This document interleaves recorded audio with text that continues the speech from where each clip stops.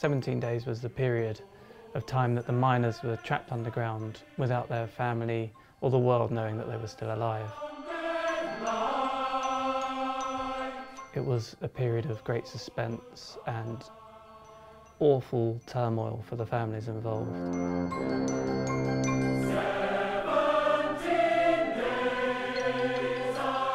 Every human emotion was experienced during that time, and that's why I wanted to focus on that 17-day period. Of course, they were under the ground for a lot longer than that.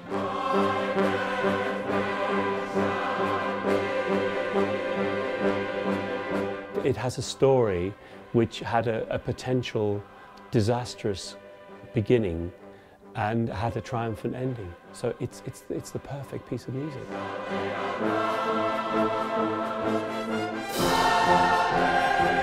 It's quite hard for me to sift out somebody who I genuinely want to work with. There was a certain charm and humility about James which attracted me. Basically, I'm a huge fan of the choir and David's work. I just really wanted to work with them.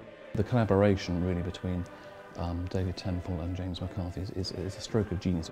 It does feel really special to be performing a piece which has been commissioned for the choir that you're singing with. It really leads you through the emotions of the story. And what better to sing about redemption and about freedom and about people coming back from death into life. So the opening of 17 Days is very grand, very expansive.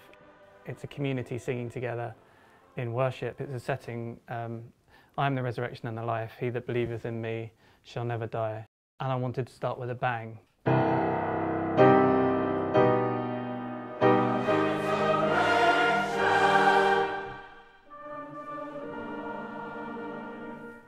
When the music actually started, there was this huge sense of relief from everybody that we were in the presence of something which is actually magical. I remember when James came to the rehearsal. I remember going home that night just thinking, oh, I'm so lucky to have been to this rehearsal, you know, it just feels very special. This large section in the middle, which is essentially 4 unaccompanied, like part songs.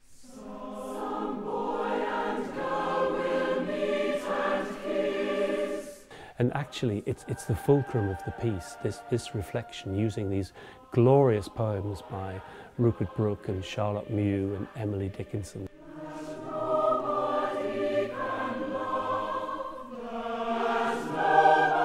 Fourth Acappella movement of the piece is a setting of a Charlotte Mew poem. And the original poem, the original text was 17 years ago. You said something that sounded like goodbye. And I took a bit of poetic license, and it just seemed too good to miss an opportunity to have the exact amount of time that they were on the ground. So with this piece of music, I wanted to just capture the tenderness of reunion.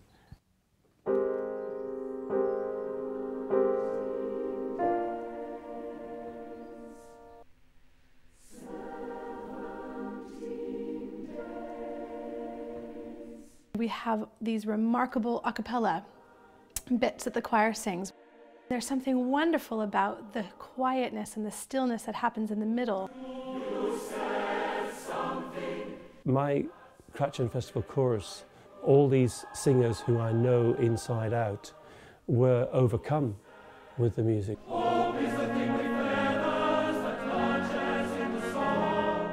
So there's an Emily Dickinson poem as the miners are rising up out of the pit that they were in.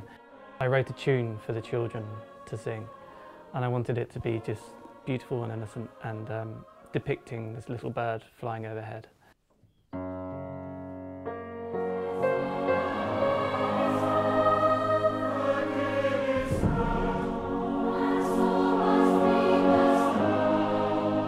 The children's voices are absolutely vital to this piece, because when the miners were trapped, they were the fathers of children.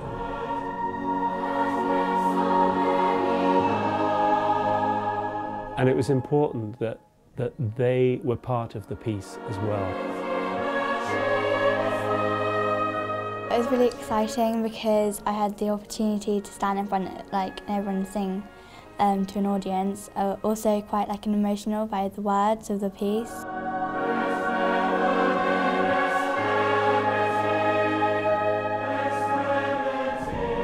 I was in the audience last year when you sang 17 Days. I was immensely proud, and the music was just so moving, so I decided to join the choir.